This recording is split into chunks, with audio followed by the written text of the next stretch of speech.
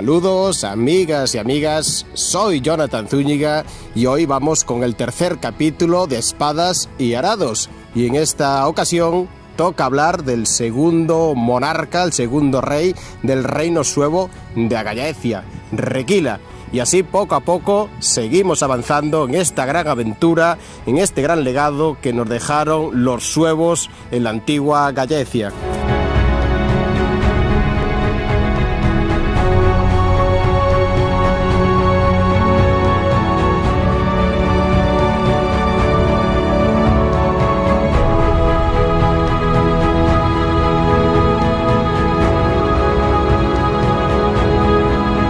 En este segundo episodio, que hablaremos del segundo rey suevo de la Agallaecia,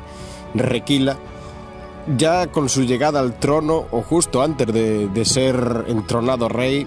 nos da los sucesos un preludio de cómo va a ser su reinado. Recordemos que su padre, Hermerico, tras cuenta que una enfermedad degenerativa, que hablamos en el anterior capítulo, en el año 438 cesa su reinado y cede el trono a su hijo, Requila. Y en ese momento, que es lo que hablamos del preludio de cómo será su reinado, se encontraba luchando contra el general romano Amdevoto en el río Genil, al cual derrota. Es decir, que seguramente sea la zona del río Genil en la zona de Córdoba, es decir, ya lejos de la frontera de la Agallaecia y parte de la Lusitania, donde estarían asentados los suevos. Pero aquí quiero hacer un pequeño inciso que para el desarrollo de este episodio creo que va a ser clave para entenderlo. Si hasta ahora Hermerico hizo un reinado, a mi entender y personalmente, bastante sabio, porque supo asentar a su pueblo en la Agallaecia y de forma de pactos, diplomacia, y cuando la ocasión lo recurrió, pues utilizar las armas, sí consiguió por lo menos que el reino se asentara, cosa que no todos los reinos germánicos consiguieron dentro de lo que quedaba del Imperio Romano de Occidente. Pero Requila esta política la va a cambiar radicalmente. Pero para entender ese matiz que quiero meter ahora, decir que Hermerico tal vez tenía en el primer reinado unas tropas limitadas. Se cree que los suevos tendrían en torno a unos 8.000 guerreros cuando llegan a la Agallaecia. Quedarían estos 8.000 en parte tocados con las guerras contra vándalos y alanos. Recordemos del anterior episodio, la batalla de los Montes Nervasos y luego la aventura y las incursiones de Ermegario en la Lusitania, que acaba siendo derrotado por Gunderedo, por los vándalos, pues da a entender que el ejército suevo estaría pues debilitado. Pero ahora vamos a ver que las campañas de Requila, que son por casi toda la península ibérica, se ve unas tropas fuertes, unas tropas capaces de derrotar a todo lo que se encuentran a su paso. Y entonces es cuando se cree que aquí Requila ya tendría, al contrario que su padre, pactos seguramente con la aristocracia galaico-romana, o tal vez los galaicos romanos más humildes, en unos tiempos tan convulsos y difíciles como eran estos, deciden emprender aventura, emprender campaña, irse a la guerra y buscarse la vida de una forma que en ese momento era entendible, que es ser un miliciano, tipo un mercenario, por así decirlo. Y así se unen al ejército de Requila, y sí que ahora tiene un mayor número y mayor capacidad para las expediciones y campañas que vamos a hablar hoy. Decir que esto no es nada extraño. Se sabía que en Hispania por aquel tiempo, por ejemplo, estaban las vagaudas, que eran sobre todo campesinos humildes que ante esta situación de pobreza y hambre se reunían en contingentes y saqueaban pues ciudades, poblaciones y demás, simplemente por buscarse la vida. O sea que no estaríamos hablando de nada extraño, pero en este caso, en vez de vagaudas, se unirían un ejército real que estaba asentado y tenía legitimidad en sus tierras.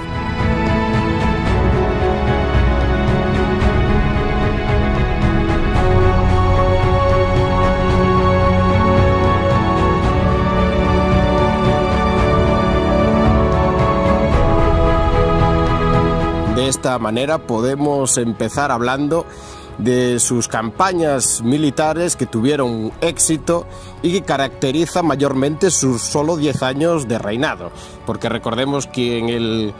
438 sube al trono derrotando a un general romano, y ya en el 439, solo un año después, entra en Mérida, es decir, toma la antigua capital de los lusitanos, que ya anteriormente saqueara el caudillo suevo Hermegario, pero este lo toma para sumarla a lo que es su reino, y es tanto que la mantendrá casi que como corte durante su reinado. Tan solo un año después, Roma, o el Imperio Romano de Occidente, viendo el avance de Requila sobre tierras fuera de la Gaia Ecia, manda de nuevo al que hasta ahora hablamos en el anterior capítulo, que era un emisario que ya viniera con su padre, con Hermerico, 3 veces a Braga, que era Censorio. No se sabe si Censorio vino acompañado de un ejército, sí que seguramente por lo menos trajo un pequeño contingente militar, porque según la crónica de Idacio nos habla que en el año 440 es asediado por Requila en el lugar de Mirtillos, que hoy en día desconocemos esa localización, pero sí que es asediado, y finalmente Censorio se entrega sin ofrecer resistencia a Requila, quedando como prisionero. Y al parecer Requila, no sabemos en qué trato, en qué tipo de prisionero, si era más bien prisionero de estar en una celda o era un prisionero tipo diplomático que estaba con libertad vigilada, pero al parecer se lo lleva para Sevilla.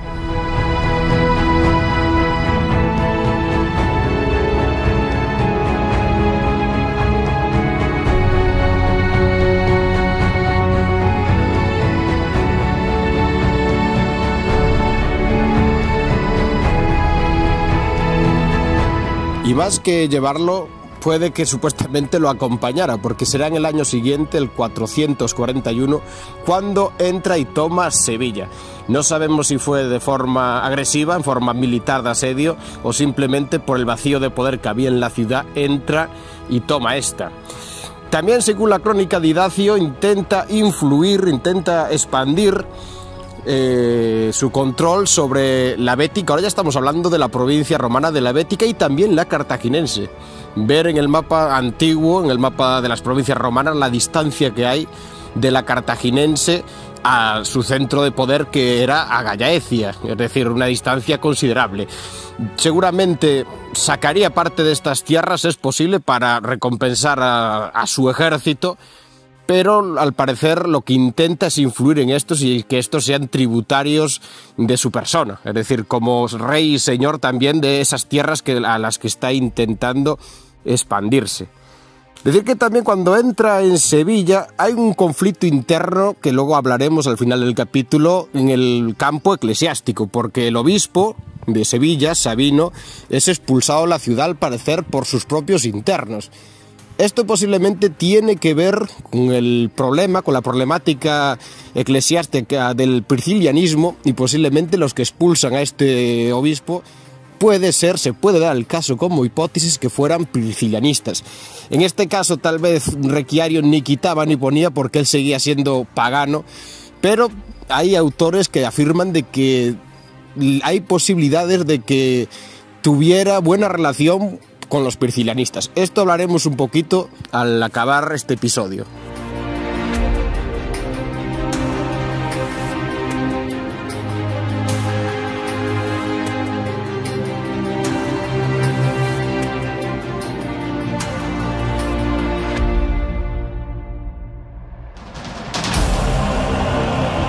Y mientras, la pregunta es, ¿qué hacía Roma? Pues Roma, el Imperio Romano de Occidente, tenía graves problemas desde internos hasta externos. Por ese tiempo el emperador era Valentiniano III y, aparte de varios problemas intestinos,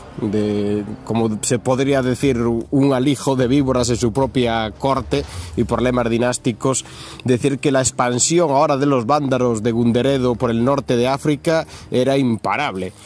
Y tanto era que llegaron con sus naves, con sus barcos, como también veremos que se vio afectado el reino de Requiario, a paralizar el comercio en el Mediterráneo y hasta desembarcar en Sicilia.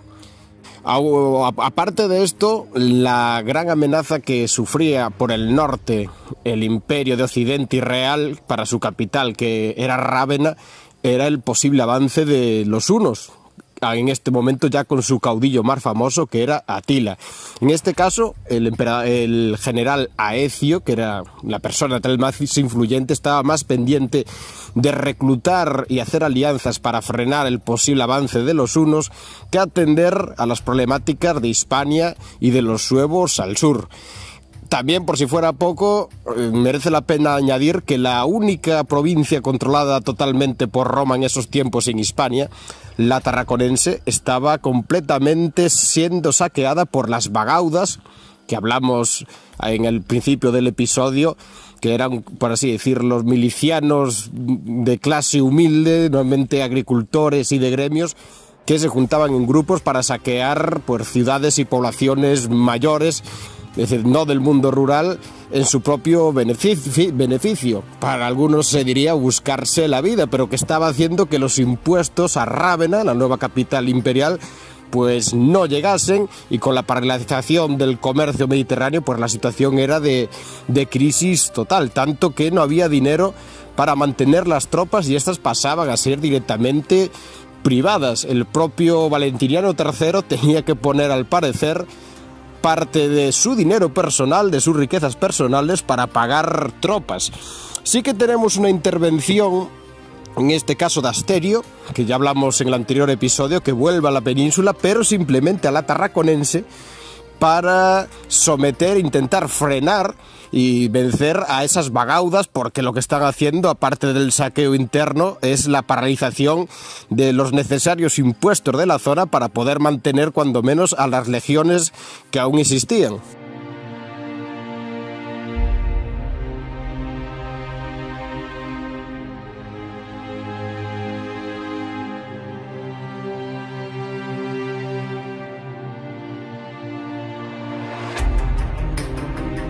Ahora, volviendo al reinado de Requila,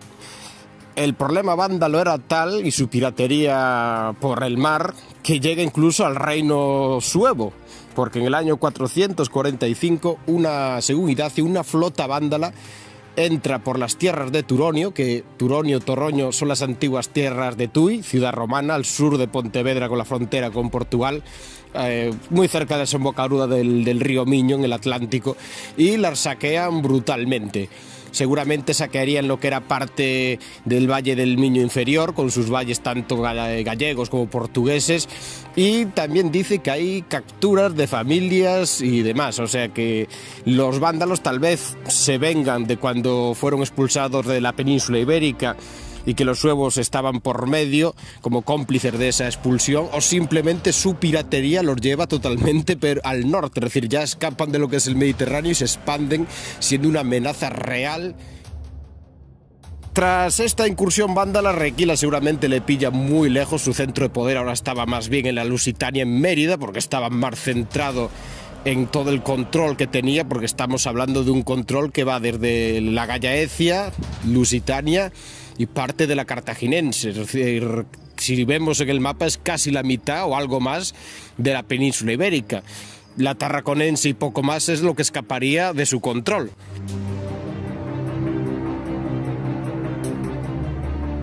Y es en el año siguiente, el 446, cuando Roma decide por fin tomar cartas en el asunto. La situación se tranquiliza un poco en la corte, en Rávena, y decide tomar cartas en el asunto y tratar el problema suevo. Y de esta manera envía a un general, a Vito, que viene acompañado por tropas federadas godas. Decir que Requiario tiene relación con los godos, que al final del episodio hablaremos de esto, de sus relaciones familiares y demás, pero en este caso los godos vienen de nuevo a Hispania a combatir a Requiario. Pero aquí hay un pequeño conflicto, porque como hablamos antes, la situación económica de Roma era tal que ese ejército que trae Vito y acompañado por los godos intenta que sea mantenido por parte de la aristocracia galaico-romana.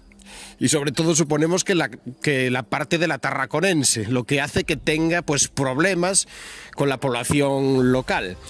De todas maneras, vuelve a reunir a sus tropas, vuelve a reunir a su ejército y se encamina a luchar contra Vito, que lo primero que hace, al parecer, es mandar a las tropas federadas, es decir, a los godos, otro pueblo germano, contra Requila, y al parecer Requila vence brutalmente a estos godos. Esto hace que Vito se vea como un cobarde, que Idacio lo retrata así en su crónica, y decida huir con el rabo entre las piernas de la península ibérica. Tras esta nueva victoria de Requila, pues se dice que tiene conflictos de nuevo en partes de la cartaginense y la bética, seguramente porque partes de estas provincias sí apoyaban ese envío de tropas desde Rávena, desde Roma, y de esta manera esos conflictos se acaban transformando en saqueos que seguramente fueron represalias de Requila contra estos aristócratas.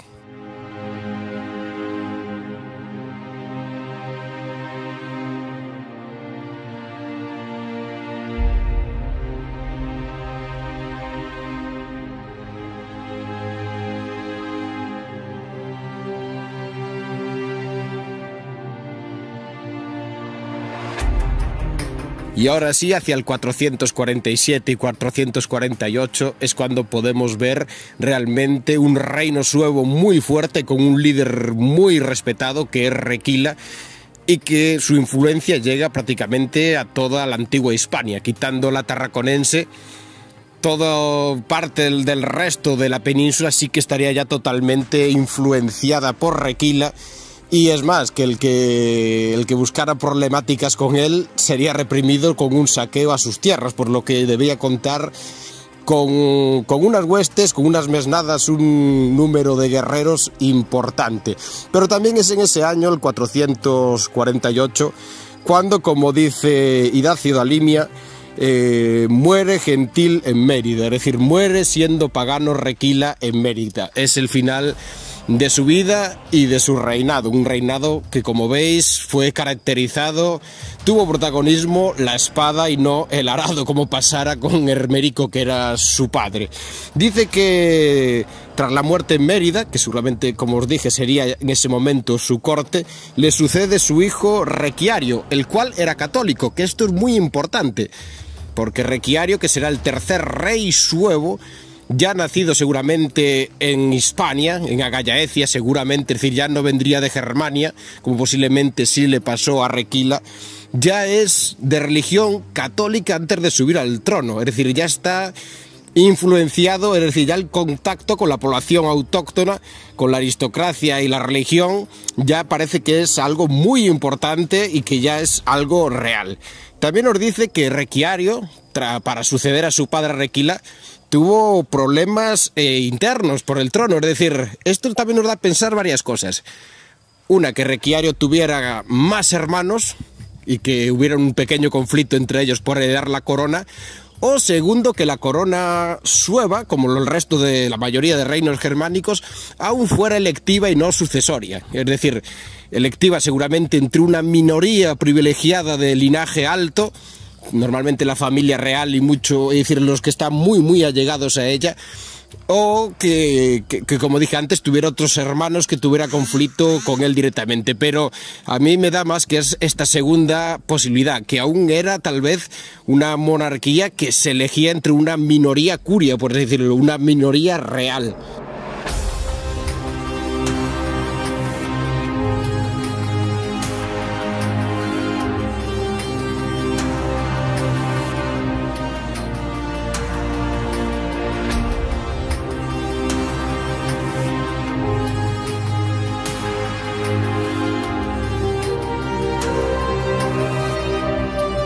Y por último, en el mismo año de su muerte, un dato que es muy curioso, que va a ser como protagonista un personaje que en el futuro, en futuros capítulos, va a ser importante. Pues también nos dice que en ese mismo año, Agiulfo, que ya os digo, será un personaje importante en futuros capítulos, en Sevilla degolla a Censorio y le da muerte. Es decir, Agiulfo, para entrar así un poco en la historia, era godo. Bueno, decían que posiblemente de origen guarno, que era otro pueblo germánico, pero que Agiulfo era una persona que estaba en la corte de los godos, cercana a la realeza goda, y que se encontraba en Sevilla, posiblemente por la vinculación que hablaremos ahora de Requiario y su acercamiento al pueblo godo. Tal vez estaba como emisario. Y no sabemos por qué motivo, si por una orden de la realeza goda, o no sabemos por qué, coge a Censorio, que estaba prisionero en Sevilla, y lo degolla, es decir, le da muerte. La verdad que es una anécdota curiosa en el año que sucede, 448, sobre un personaje que, como veréis, en el futuro tendrá una gran relevancia en el reino suevo.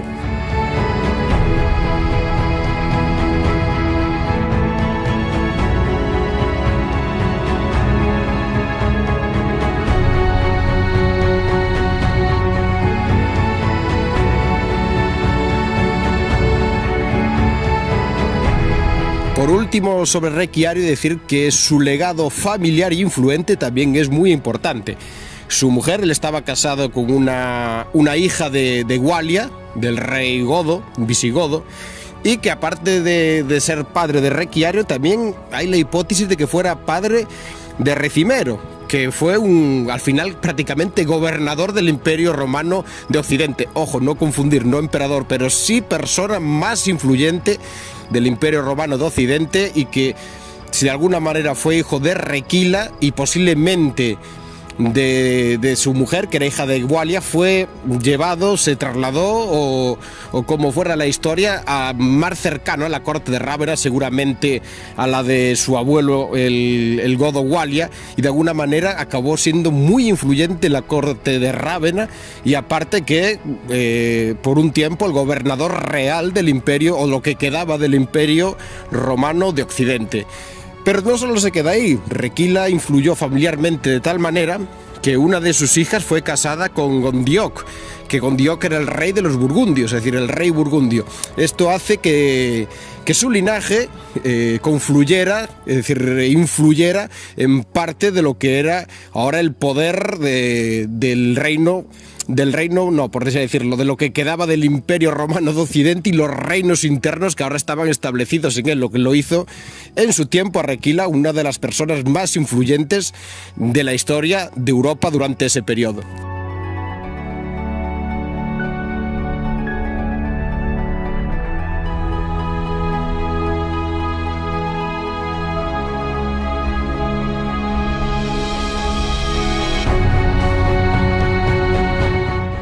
Pero si algo también caracteriza el periodo del reinado de Requila, sobre todo en Agallaecia y la Lusitania,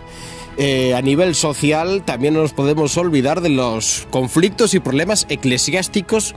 que hubo en esos 10 años. Y sobre todo con el problema de los pircilianistas, la herejía llamada así de Pirciliano, que como ya dijimos tendremos un capítulo especial solo para él, y que seguía tan viva en estas tierras.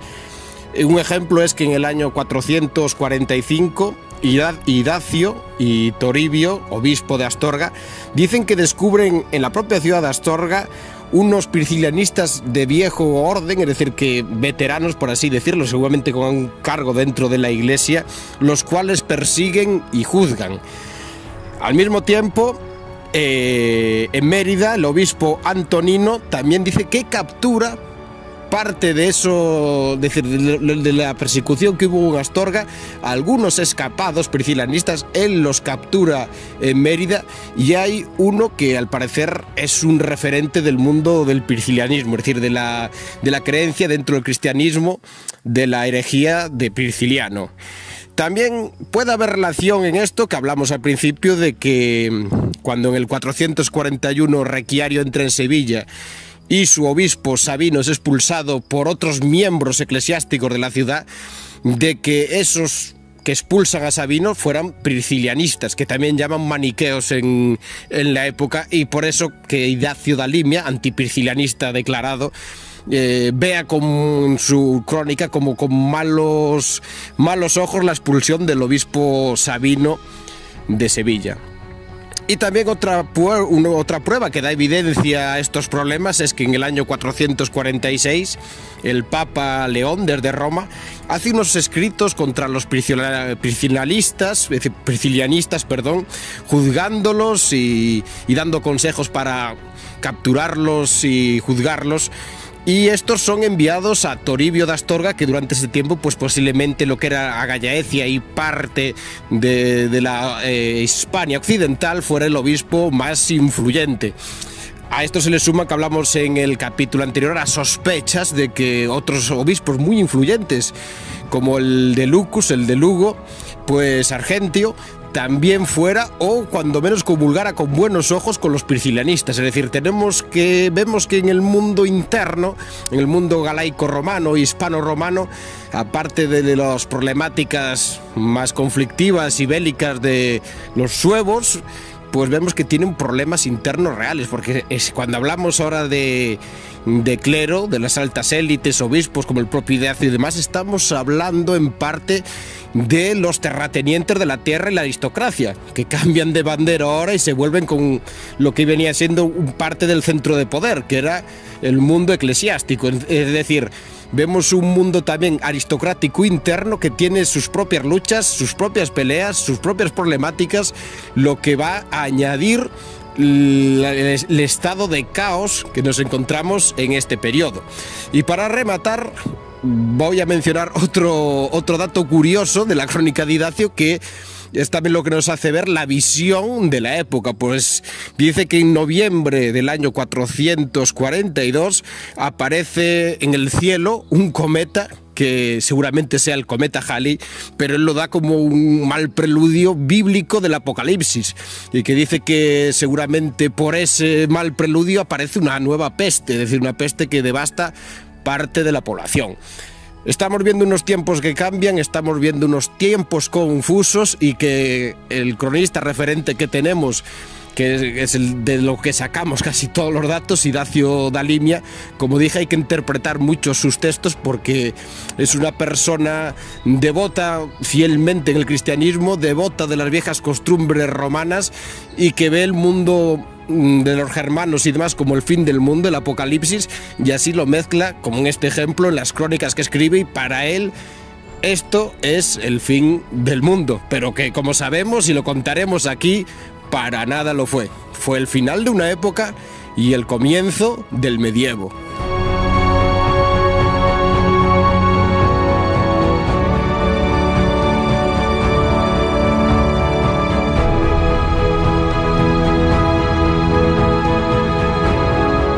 Y sin más, desde tierras de la antigua Gallaecia, tierras de espadas y arados, amigos y amigas, Jonathan Zúñiga os manda un cariñoso abrazo a todos. Un cordial saludo, que tengáis feliz día y nos vemos. ¡Aburiño!